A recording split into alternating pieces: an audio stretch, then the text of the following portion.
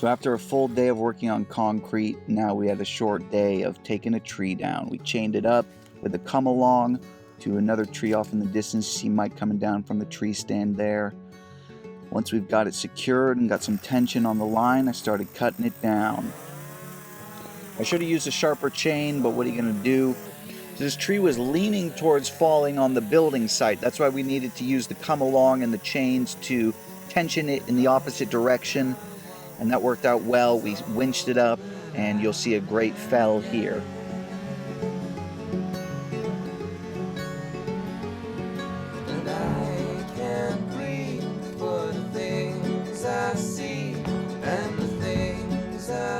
Yeah, great felling there. After that, we took the sonotube, cardboard sonotubes off of the concrete piers. Pretty easy. The pour went well. And then we used Tapcon screws to screw in these base floorboards to the piers themselves, these concrete pillars. I wasn't able to get as square as I wanted to. You'll see on some of them it's a little bit off center, but they've already been poured. What can you do? And they're screwed in there so the foundation will be secure and safe. As I like to say on jobs like this, we're not building a piano. As long as it functions and works, I'm fine with it. Yeah, some of it's slightly off center. You see in this front, very foremost one closest to us. You can see it's a little bit off, but what can you do? Okay, so everything you've seen up until now happened on 3 work days, the first 3 work days. Now we're after a Sunday off. We came back to the 4th work day. That's me and Mike building the floor. So we're starting on framing, getting the floor built. After the first floorboards were Tapcon anchored into the concrete, we could build from there. And from there, we just started on the work of framing. So we put the joists, the floor joists, on 16s. So every 16 inches, there's going to be a joist. And those joists are secured in with a hanger. Now, the joist hangers are not necessary, so to speak, but it's something that I included in the event that the sale of the property can be bank financeable. It's up to code. Even though there's no codes in the county that I'm building in, the only codes are septic and electric by the state, but the county itself enforces no building codes. Thank you, Tennessee. Thank you, my county. But yeah, so we're putting in these boards, and on one side, on the exterior side, there's going to be a joist hanger. Those have little, what would you say? There's like a little notch that you nail in to secure it, and then you just put in screws or nails into the holes that are in the hangers. So it's just extra support on one end, on the exterior end, and so we're setting those up.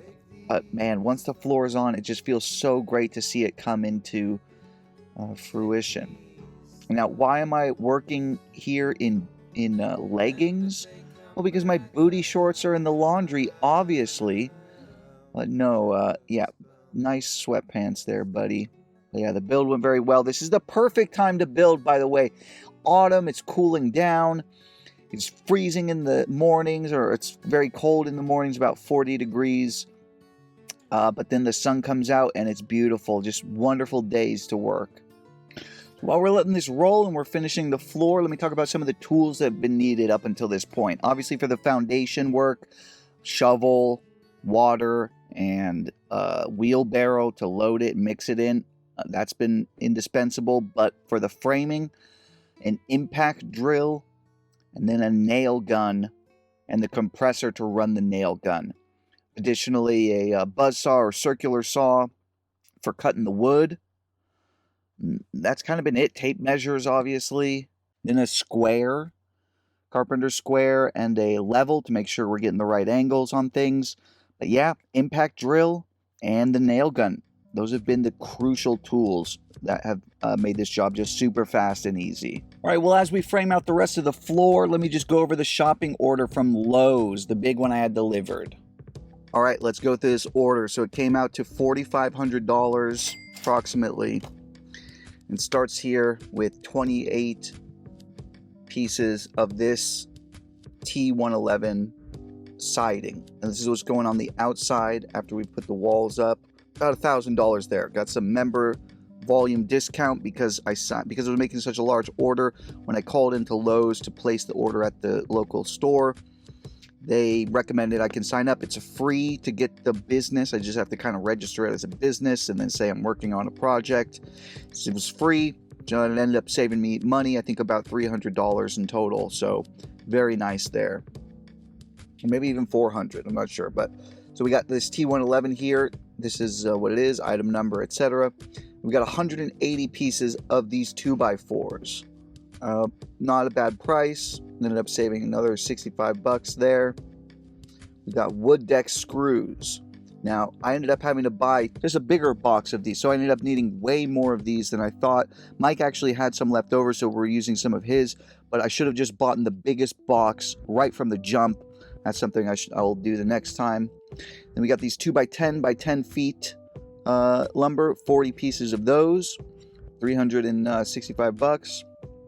The concrete here. So again, the original concrete quantity was 52. They only delivered 42, and I ended up returning 11. So it came out to 30 that we used.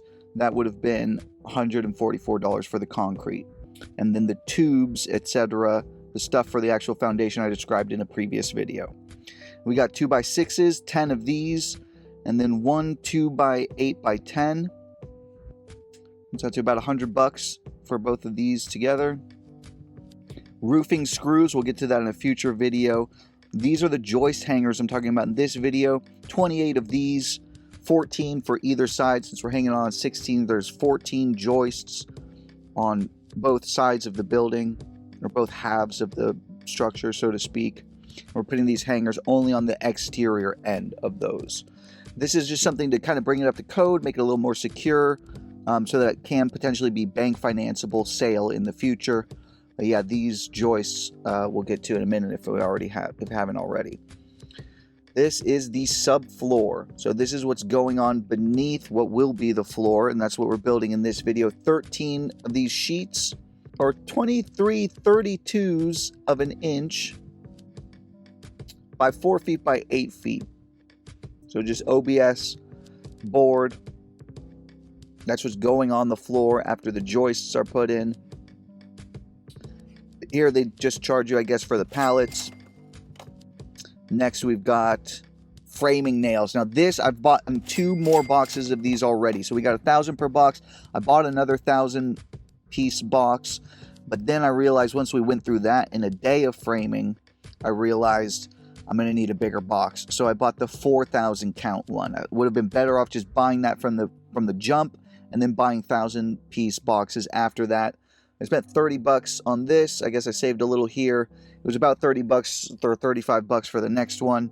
But then the 4,000 piece nail box for the nail gun is what these are for.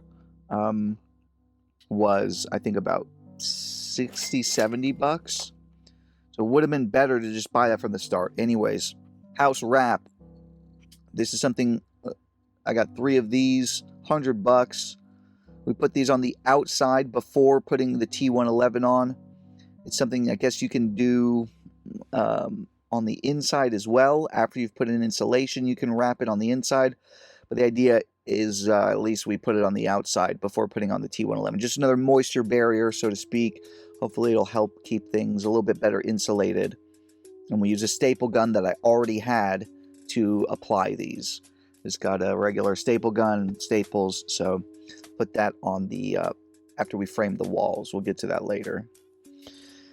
This OBS sheathing, 21 pieces. These green boards, you see here that it's green. That's for the roofing, so that's going to go on in a later video.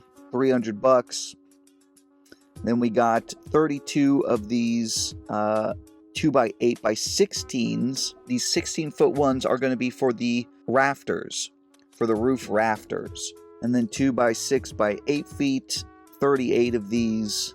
This is for something on the floor. I wish I could remember where these go, but these are only 8 feet, so they're not what we're using as the joists. So I'll just be honest here. I had Matt put this list together for me, and even though I built it, I'm a little bit sketchy on what went where. I think these 10-foot ones, we've got here 2 10-foot ones. I believe these are the joists or the floor going around to build the frame of the floor.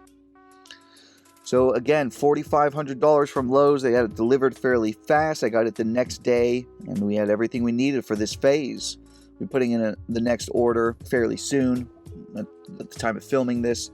Yeah, all of this is to get it from the floor, I guess even from the foundation to the roof. But I have not yet ordered the actual roof itself, which is going to be sheet metal. We're going to get that not from Lowe's, but from another store. Yeah, I hope that helps. All right, back to the footage. You can see we've started on the floor. So we're putting down the OSB boards, not for the roof, not the green boards for the roof, but here for the subfloor. This is going on top of the joists, and we're just laying it out in sheets, trying to get them squared up. And then they have actually some very helpful guides printed onto the boards themselves, which are supposed to fall on 16s, or I guess however you orient them, they can fall wherever you want.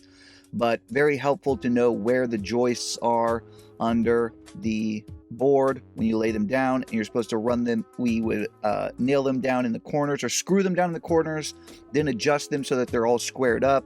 They're also tongue and groove, so the next ones you're going to see, the next layer that we put next to it is going to fit into it. There's a male and a female end. There's only 2 genders for these boards, right? So we're fitting them in here, kind of tap them into place. Additionally, since you want them to fit snugly, we'll put a 2x4 on the other end and then sort of bang on the 2x4 so that the tongue and groove endings fit together nicely. And if you're watching this far, bro, thank you. Like the video, obviously, that's a given, bro, but leave a comment to let me know what I've messed up so far, what I should have paid better attention to, what else I need to keep in mind going forward. It's like, again, there's at least 30 hours of footage I'm trying to go through to make these. I don't know if this is helpful to anybody, but at least you can see the process, the story. We're getting it done. Yes, sir. Let's go. And now even I'm asking myself, how much more of this is there? Come on, get it done already, guys. Well, anyways, so we finished the floor on this day, or most of it. There's a little bit left over for the next day. But after this, guys, the walls are going up, and it is glorious. You will not want to miss that. So again, leave comments. That's the most helpful. Likes as well. And on the channel, obviously. But other than that, thank you so much for watching. The support is huge. I appreciate you guys. Stay tuned for the next one. You guys are going to want to see what happens next.